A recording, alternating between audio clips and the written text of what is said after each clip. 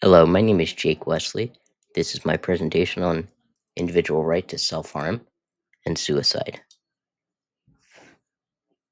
In healthcare, the topic of right to self harm, suicide creates a difficult ethical dilemma and it raises a lot of questions. And there's a delicate balance between uh, respecting an individual's right to make their own decisions, as well as the physician's duty to protect their patient and avoid harm. And that becomes very challenging. The question I'm going to pose is, should individuals have the right to make life ending decisions, and what role should healthcare providers play?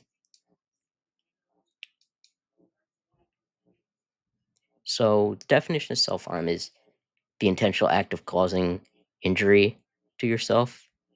It's typically a way to cope with emotional distress. Definition of suicide is the intentional act of ending your life, often coming from psychological distress or terminal illnesses.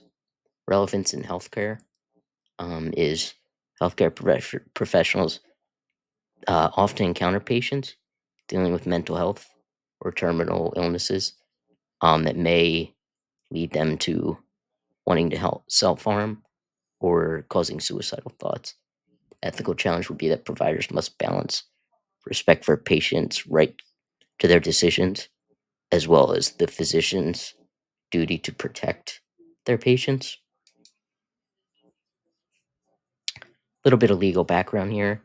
So, assisted suicide legislation is first here.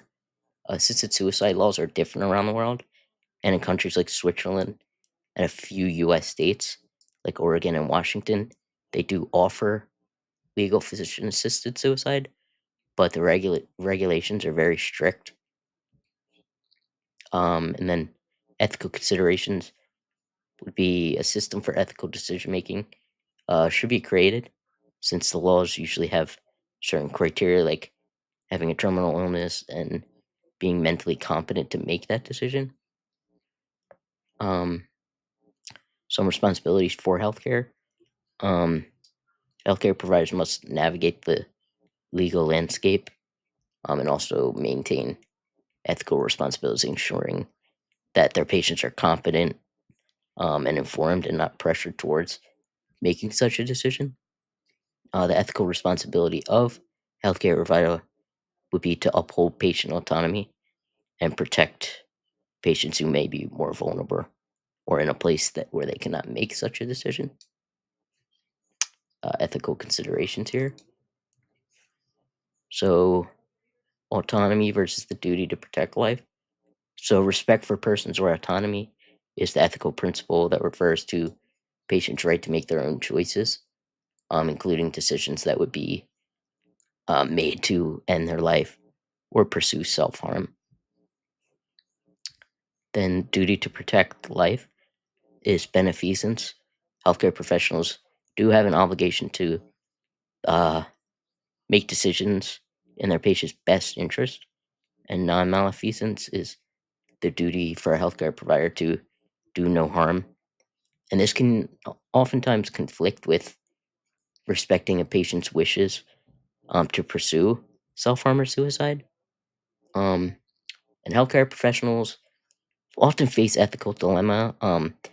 Basically, it's how can a healthcare professional respect a patient's wishes while also fulfilling their duty to protect their patient's life.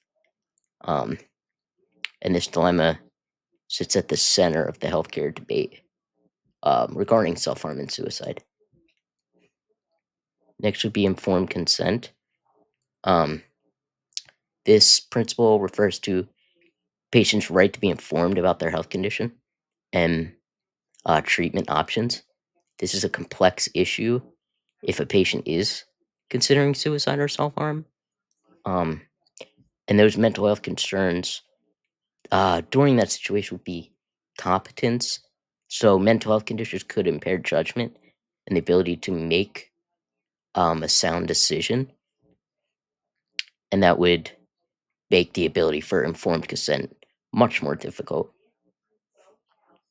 Then we have autonomy versus protect. When a patient with a mental health condition wants to end their life or self harm, healthcare professionals need to protect their patient's welfare, but also respect what they wish, which can be very complex with mental health concerns. Ethical dilemma would be that the healthcare professional must make sure the patient is able to make an informed decision, um, and competent, and they also need to follow ethical duties, for protecting the patient, but also respecting their decisions, which can be a very complex situation. So, if a patient shows a desire to self harm or um, end their life, healthcare professionals have a dilemma. Do they intervene to prevent their patient from harming, um, or do they respect their patient's wishes? So the considerations with that would be: is the patient of sound mind to make such a decision? And if not, mental health concerns could require intervention, like psychiatric evaluation. Um, and then there's, do the potential benefits of a physician intervening outweigh the concerns of overriding the patient? And the provider's response could impact patient's trust as well as the integrity of the healthcare practice or facility. Then we have the moral philosophies, and principles that relate to suicide and self harm. So, utilitarianism focuses on outcomes, promoting actions that result in the greatest good for the greatest number of people. And application to self harm or suicide would be um, the individual versus societal impact. So, we would have to weigh the benefits of respecting the individual's right to self harm against potential consequences throughout society, like the impact on family and healthcare providers. The dilemma would be, does preventing self harm or suicide in one person promote greater happiness, or does it infringe on a patient's um, right to their own choice, creating more suffering? And the question would be, should healthcare decisions be based solely on overall benefit, even if it would mean overriding a patient's choice? Deontology emphasizes duty, stating that actions would be morally right if they align with a certain set of rules, regardless of what the consequences might be. So the application of self-harm and suicide would be the duty a healthcare provider has to preserve life. So healthcare provider has a duty to save lives, um, which could greatly conflict with respecting a patient's wish if they were to want to end their life. Then you have respect for persons, um, and deontology argues that individuals should be treated as ends in themselves, which highlights the importance of autonomy. The dilemma would be, sorry about that, the dilemma would be, is it morally acceptable for healthcare providers to intervene to prevent self harm or suicide, even if it would violate the patient's choice, but would align with their duty to protect life? Then we have virtue ethics, which focuses on the character traits of an individual, like empathy, integrity, compassion. Um, Healthcare providers may feel an obligation to act compassionately, which could mean preventing self harm or suicide to protect their patient. Um, Virtue ethics asks what a healthcare provider would do in such a situation, which highlights the importance of character traits like empathy and courage.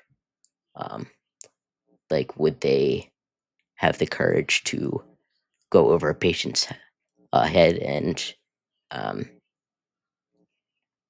seek help for them? Um, or would they want to have empathy and kind of uh, agree with their patient's wishes? So, does a healthcare provider, how do they balance their sense of virtue and compassion with respect for their patient as well? Then we have our closing. So, my interpretation on this is um, based on my mental health experience, I generally do not believe that an individual should have the right to suicide. Um, but as for self harm, that's a much more challenging thing to stop, but it does become a larger issue when it leads to severe harm or suicidal ideation that could lead to someone wanting to end their life. Um, and basically, my ethical justification would be that autonomy allows individuals to make their own decisions, um, but principles of like beneficence and non-malfeasance, um, those should guide healthcare professionals to intervene when self-harm or suicide presents a greater risk.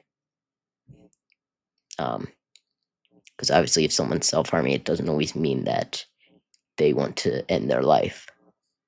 It can be a way to cope with stress or get short-term relief.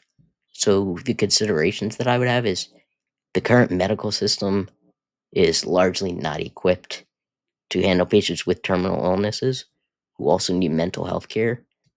And that's mainly because insurance and facility limitations are major barriers as I've experienced, because I was to be put in a mental facility, but I was not able to go to any because they cannot handle patients with complex medical concerns, like if you need like a wheelchair or if you're on a ventilator, things like that.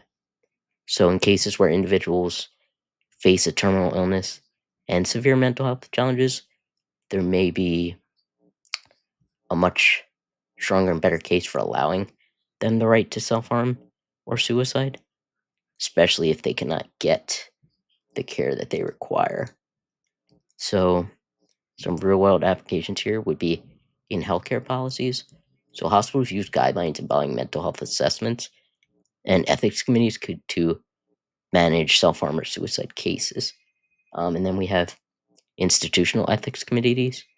They provide support and guidance to help healthcare providers navigate complex issues like these, um, and advance directives as well, enable patients to outline their wishes to allow providers to respect their autonomy when they, if they were in such a mental health state where they would not be able to make decisions on their own. So to recap, we basically had the dilemma between respecting patient autonomy and healthcare providers' duties to protect life. Just some general open questions here, um, that I would leave everyone to think about is how should healthcare providers address where mental health competence is questioned, and what measures could be implemented to support patient autonomy as well as healthcare providers' ethical obligations. And my final thought is, um, we need to emphasize the need for a balanced and informed approach in healthcare to navigate complex situations, like the right to self harm or suicide. These are the references, and I hope you enjoyed listening to my presentation and you gained valuable insight. Thank you.